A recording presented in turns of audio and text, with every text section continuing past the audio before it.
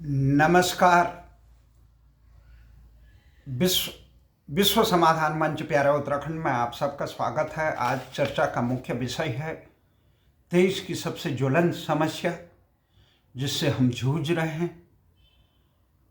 कि भारत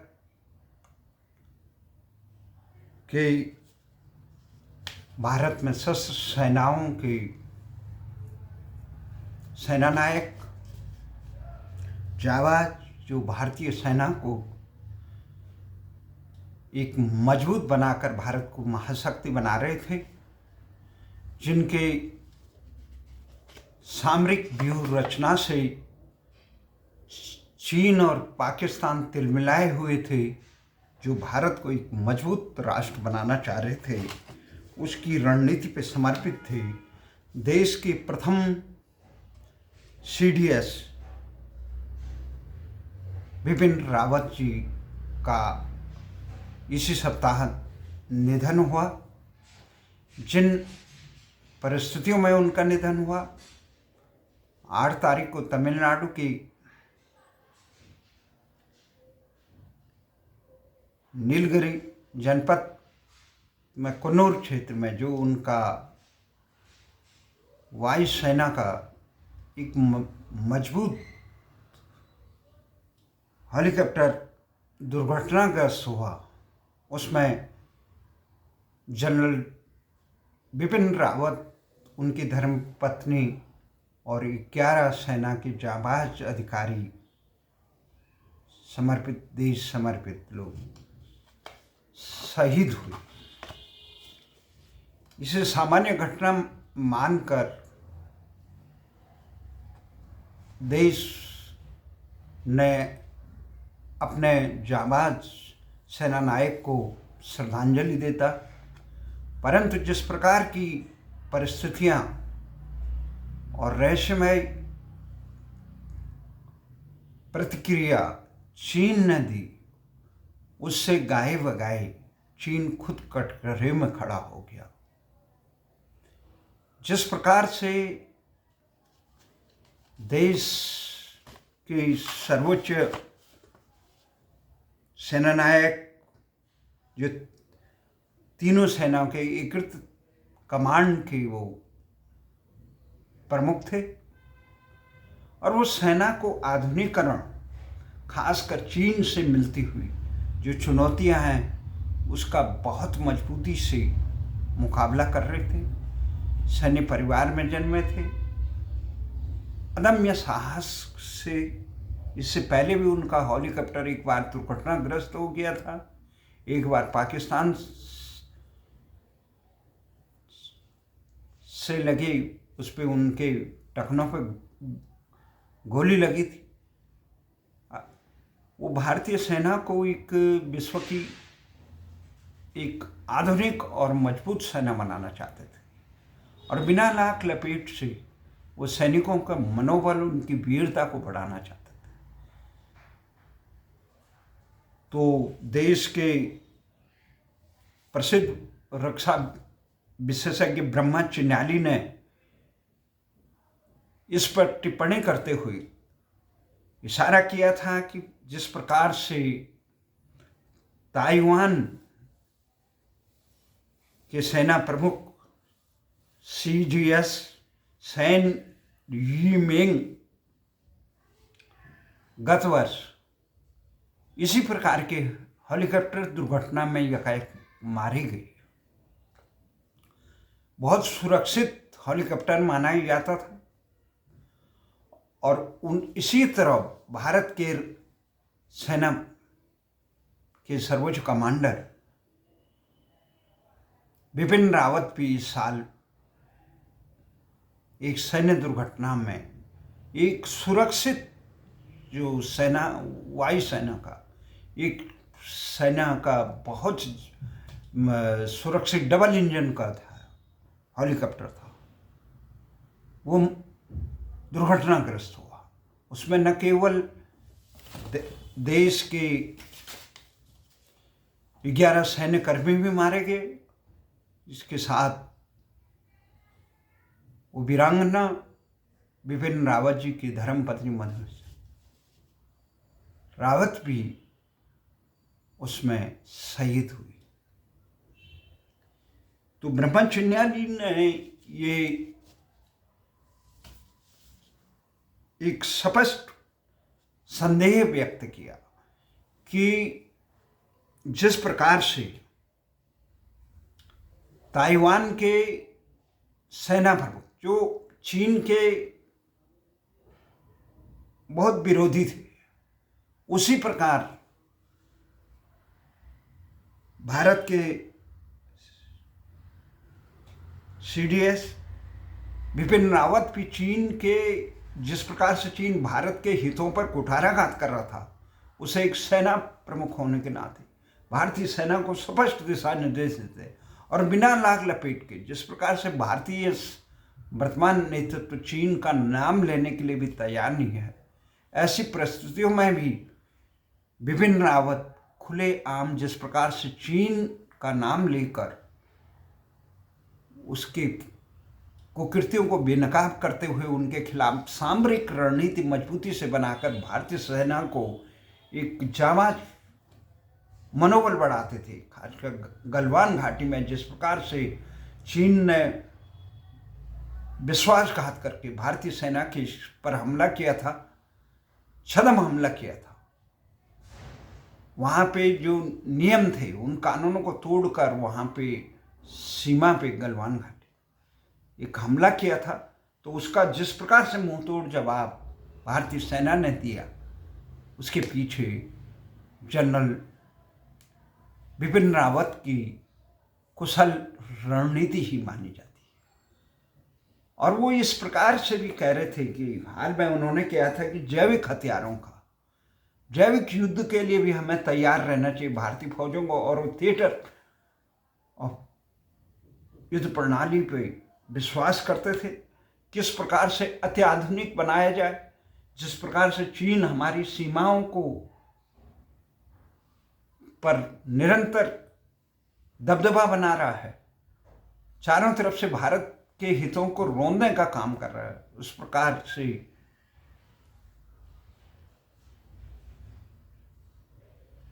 जनरल बिपिन रावत ने भारतीय सेना को रक्षा, अपने हथियारों के मामले में आत्मनिर्भर और उसे सेना को अत्याधुनिक बनाने का काम किया। चीन उनके बयानों से कई बार तिलमिला जाता था और वो उकसाने के बयान बोलता था। तो ब्रह्मचर्याजी के इस ट्वीट पर चीन ने जो प्रतिक्रिया दी वो बहुत ही, खुद ही चीन को इकट्ठ करे। उसने कहा, चीन ने कहा कि भारतीय सेना चीन का हाथ नहीं है, इसके पीछे अमेरिका का हाथ हो सकता है, क्योंकि अमेरिका नहीं चाहता था कि भारत मजबूत हो अपनी सुरक्षा प्रणाली में। इस हफ्ते जिस प्रकार से रूस के राष्ट्रपति पुतिन ने एक दिवसीय भारतीय यात्रा पे आने के बाद जिस प्रकार से अत्याधुनिक सुरक्षा प्रणाली S-400 मिसाइलों का भारत से जो सौदा किया, जो भारत को देने के लिए, उसका काफ़ी विरोध अमेरिका ने किया था और भारत पे प्रतिबंध लगाने का, अंकुश लगाने का भी धमकियां दी थी। पर भारत ने उन तमाम धमकियों को नज़रअंदाज करके जिस प्रकार से रूस के साथ अपने परंपरागत रक्षा मैत्री भाव का परिचय दिया और उसे एक मजबूती से दिशा दी।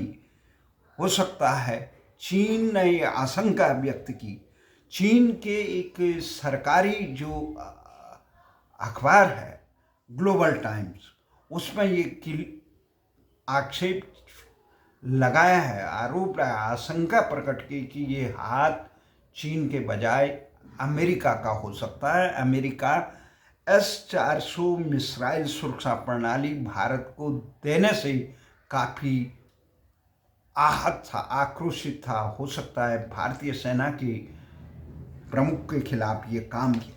उसके बाद फिर चीन ने एक ग्लोबल टाइम्स में एक और किया कि भारत क्या है, इस दुर्घटना से भारत के सुरक्षा बलों के लचर सुरक्षा प्रणाली और उसके अनुशासन नियंत्रण ढीले ढाले उजागर होगा। ऐसे मौक़ों पे चीन जहाँ एक तरफ श्रद्धांजलि दे रहा है, उस तरफ से दूसरी तरफ से चीन इस प्रकार के वो कर रहा है, बयान दे रहा है, तो उससे जाहिर होता है कि कहीं ना कहीं चीन इस मामले में काफ़ी लिप्त है।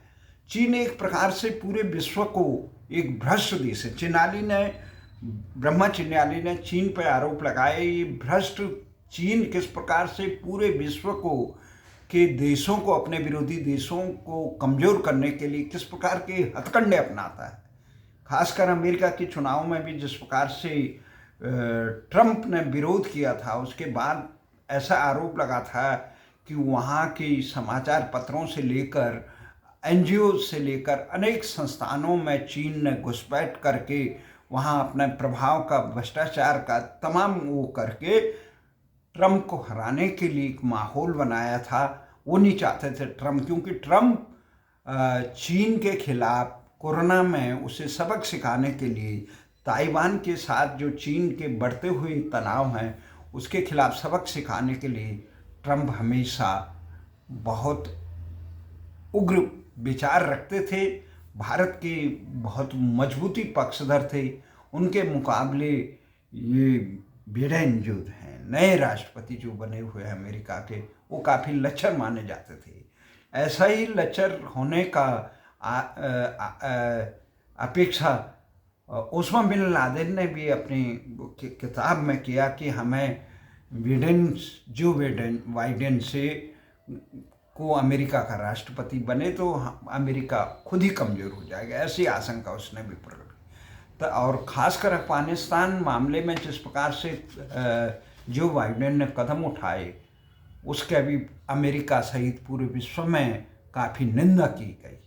तो ये जो तमाम चीज़ें हैं, तो इस घटना में भारतीय जनता पार्टी जो मोदी सरकार की सत्तारूढ़ पार्टी है, उसके एक प्रमुख सांसद सुब्रमण्यम स्वामी ने भी आशंका प्रकट की कि इस प्रकार का कुछ इस जांच होनी चाहिए। उन्हें ये सामान्य हादसा नहीं लगा कि भारतीय सेना के इतने जांबाज अधिकारी जो राष्ट्र को मजबूत बनाना चाहते थे, जनरल बिपिन रावत के विमान की दुर्घटना होना, उनके हेलीकॉप्टर की दुर्घटना होना, ये राष्ट्र के लिए बहुत बड़ी क्षति है।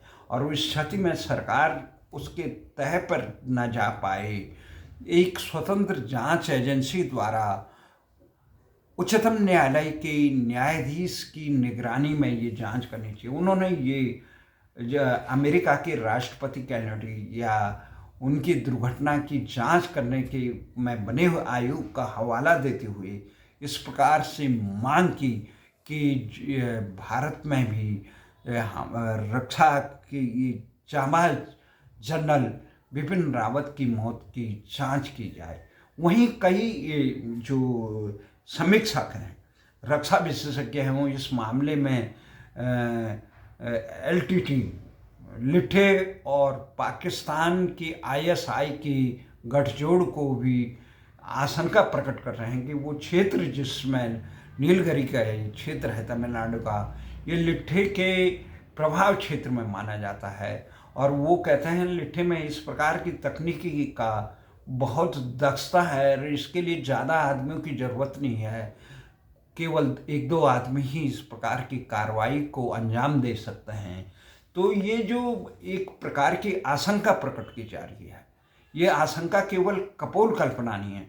भारत इस प्रकार की दंशों से दशकों से जूझ रहा है। जिस प्रकार के प्रहार भारत पर किए गए, खासकर भारत के प्रधानमंत्री, पूर्व प्रधानमंत्री जो भारत को एक मजबूत, आत्मनिर्भर और शक्तिशाली देश बनाना चाहता है, जिन्होंने अमेरिका के द्वारा संरक्षित पाकिस्तान को मात दी थी, लाल बहादुर शास्त्री जी, उनकी जो रहस्यमय मौत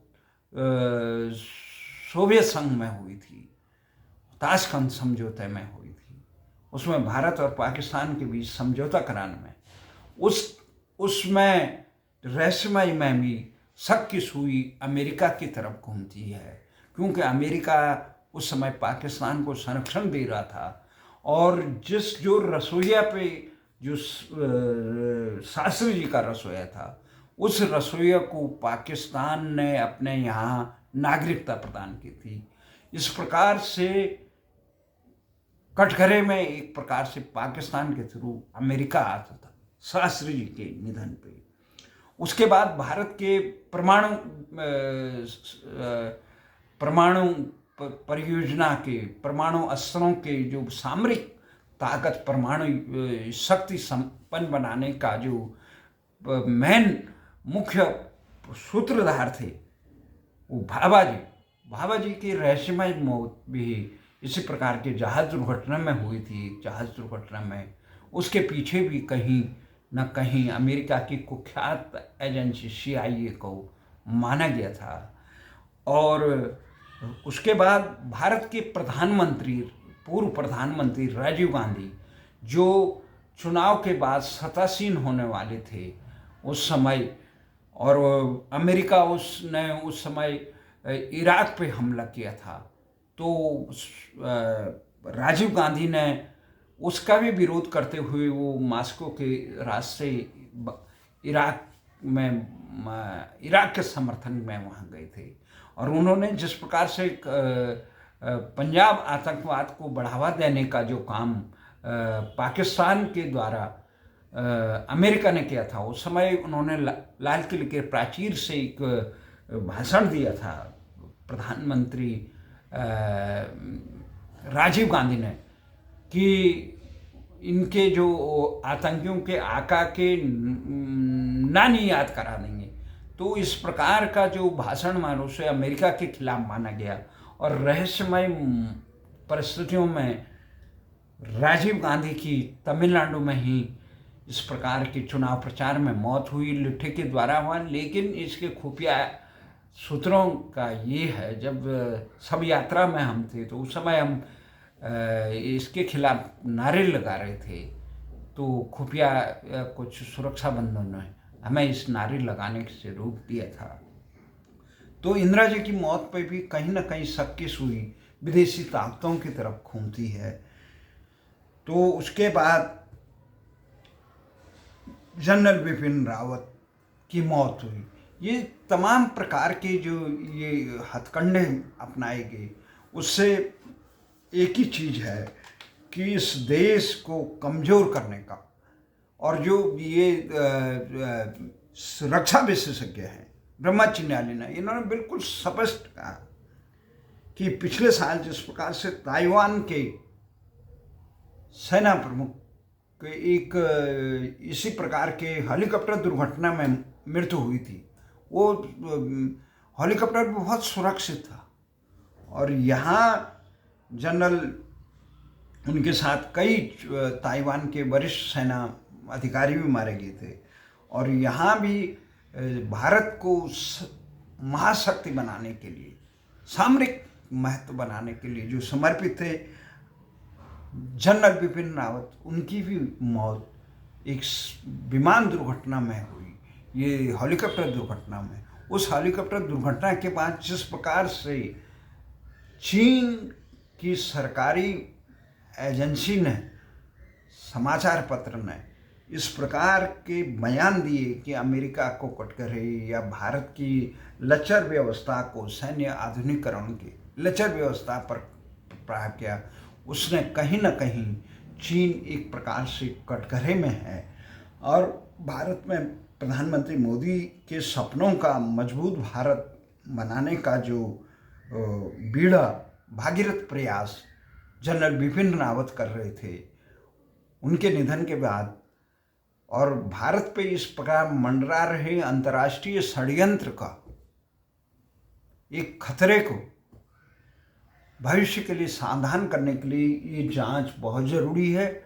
और हमें आशा ही नहीं, पूरा विश्वास भी है, भारत की एजेंसियां भले ही इस तथ्य को उजागर ना करे, परंतु इसकी तह में जाना भारत की सुरक्षा के लिए बहुत मजबूत है, ज़रूरत है। नहीं केवल भारत के लिए जिस प्रकार से जनरल बिपिन रावत ने जैविक युद्ध के लिए आशंका प्रकट की थी, और हमारा तो ये शुरू से मानना है, हमने ये भी कहा कि चीन ने तीसरा विश्व युद्ध बिना एक गोली चलाए अपने कोरोना जैविक हथियार से जीत लिया है, और पूरे विश्व को, खासकर अमेरिका और भारत को इतना कमज़ोर कर दिया है, और चीन इतना मजबूत हो गया। उन्होंने जिसका प्रहार भारत और अमेरिका में दिखा, लाखों लोग मारे गए और अन्य देश भी उससे पीड़ित हैं, 200 कुछ देश। तो रहस्य है कि चीन कटघरे में आ रहा है। चीन अपनी खाल बचाने के लिए अंतर्राष्ट्रीय देशों को इस प्रकार के संभावित खतरे को से सावधान होना चाहिए, जैविक हथियारों का हो या चीन द्वारा तमाम देशों को, जिस प्रकार कोरोना से अपने को पाक साफ बनने के लिए जिस प्रकार विश्व स्वास्थ्य संगठन के बड़े पद को किस प्रकार अपने साम दाम दंड भेद से चीन ने प्रभावित किया, आने वाले समय में ये खतरा बढ़ता नज़र आ रहा है। जिस प्रकार से चीन अपने ये तमाम देशों के तंत्रों को, विपक्ष को से लेकर अन्य संगठनों को, समाचार को धन बल से और छद्म उससे मुहिम से प्रभावित करके अपने राष्ट्र को मजबूत बनाने की गति को रोकने का काम करता है, अपने विरोधी देशों को। तो इससे राष्ट्र को सावधान होना चाहिए और इसकी जांच बहुत ज़रूरी होनी चाहिए। जय हिंद, जय भारत।